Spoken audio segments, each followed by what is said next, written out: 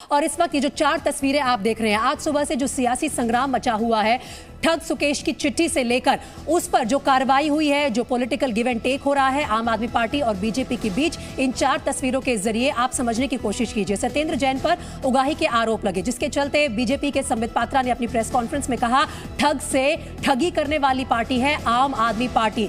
सुकेश चंद्रशेखर ने कहा कि सत्येंद्र जैन को 10 करोड़ रुपए दिए थे और अरविंद केजरीवाल ने पलटवार करते हुए कहा है कि ये जो मोरबी की घटना हुई है उससे ध्यान भटकाने की कोशिश की जा रही है। भारतीय जनता पार्टी आम आदमी पार्टी पर ये आरोप लगाकर मोरबी की बड़ी घटना से लोगों का ध्यान भटकाने की कोशिश कर रही है।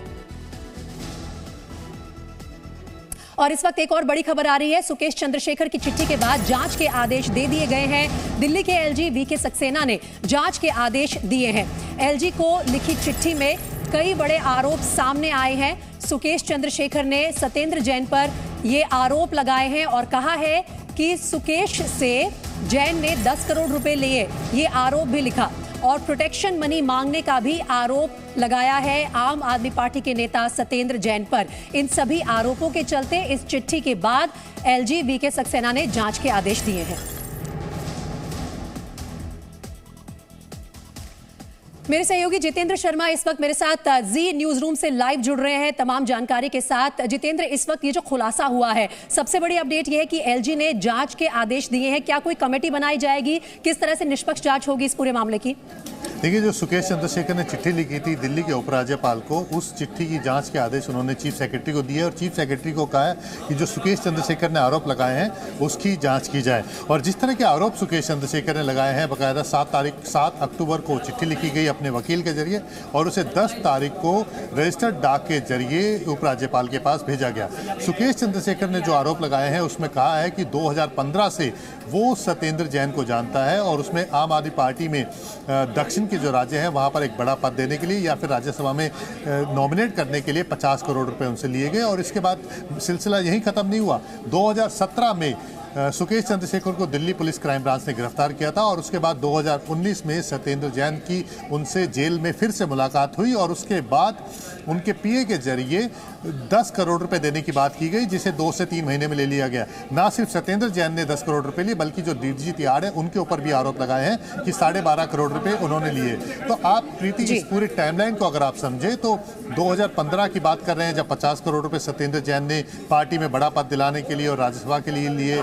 उसके बाद 2019 में मुलाकात होती है। ये वो वक्त है जब डीजी तिहाड़ संदीप गोयल की नियुक्ति होती है। जुलाई 2019 में ऑर्डर निकाले जाते हैं और उसके बाद 2020 में, जिसमें ये कहा जाता है कि 2019 में कि प्रोटेक्शन मनी के तौर पर, और उसके बाद 2020 में 200 करोड़ रुपए की जेल से ही ठगी के आरोप लगते हैं, जिसमें सारी ऐशोआराम की चीजें, मोबाइल फोन और हर तरह के जो सामान थे वो उनको मिल रहे थे। तो जो इस पूरी टाइमलाइन को अगर हम देखें तो कहीं ना कहीं सुकेश चंद्र की ये बात तो तय है कि वो पैसे दे रहे थे और उसके बदले वो अय्याशी का जीवन जेल के अंदर जी रहे थे। अब इन्होंने जो आरोप लगाए हैं कि ये पैसे इन्होंने, आप बने रहिए हमारे साथ। इन्हीं आरोपों के चलते, इस चिट्ठी के बड़े खुलासे के चलते अब वार पलटवार हो रहा है आम आदमी पार्टी और बीजेपी के बीच। दिल्ली के सीएम अरविंद केजरीवाल ने कहा है कि ध्यान भटकाने की कोशिश की जा रही है। वहीं संबित पात्रा ने आम आदमी पार्टी को महाठग बताया है। आज सुबह अखबार के माध्यम से मालूम पड़ा है कि ठग के घर में ठगी हो गई है और इस ठग का नाम है सुकेश चंद्रशेखर और ठग के घर में ठगी करने वाले महाठग का नाम आम आदमी पार्टी और सत्येंद्र जैन है। आप सबने अखबार में पढ़ा होगा कि सुकेश चंद्रशेखर आखिर कौन है। Who is Sukesh Chandrashekhar? अगर पटकथा पे जाए और बहुत ही संक्षेप में कहा जाए तो सुकेश चंद्रशेखर एक कॉनमैन है। कॉनमैन का अर्थ होता है एक ठग है, जिसने तिहाड़ जेल के अंदर रहते हुए भी जेल के 4 दीवारी के अंदर से 200 करोड़ रुपए की ठगी की, एक्सटॉर्शन किया। बहुत लोगों को एक तरह से ठग करके, एक्सटॉर्शन जिसे एक्सटॉर्शनिस्ट कहा जाता है, ये सुकेश चंद्रशेखर एक एक्सटॉर्शनिस्ट है। और आज ये कहना अतिशयोक्ति नहीं होगा कि आम आदमी पार्टी ने एक्सटॉर्शनिस्ट से एक्सटॉर्शन कर लिया है। तो आखिर सुकेश चंद्रशेखर ने इस चिट्ठी में लिखा क्या है? सुकेश ने दावा किया है कि गिरफ्तारी से पहले उसे साउथ इंडिया में आम आदमी पार्टी में बड़ा पद देने के लिए पार्टी ने उससे 50 करोड़ रुपए लिए थे। सुकेश का दावा, कई बार सत्येंद्र जैन उससे मिलने जेल भी गए थे।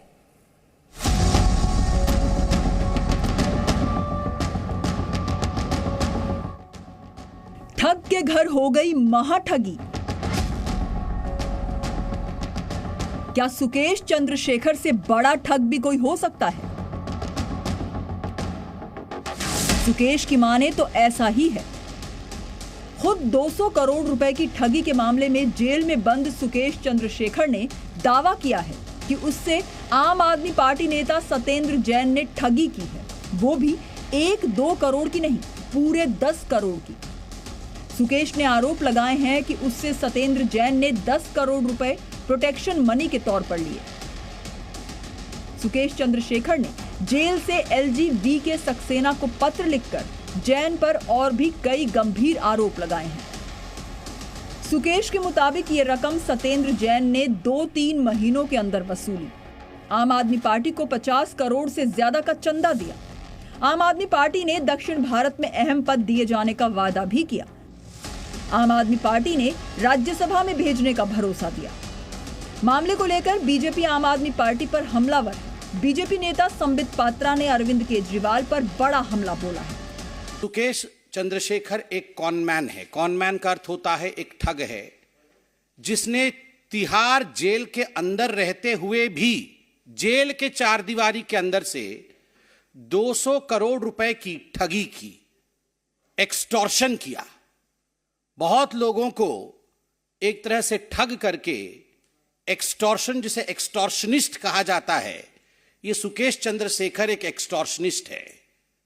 और आज ये कहना अतिशयोक्ति नहीं होगा कि आम आदमी पार्टी ने एक्सटॉर्शनिस्ट से एक्सटॉर्शन कर लिया है।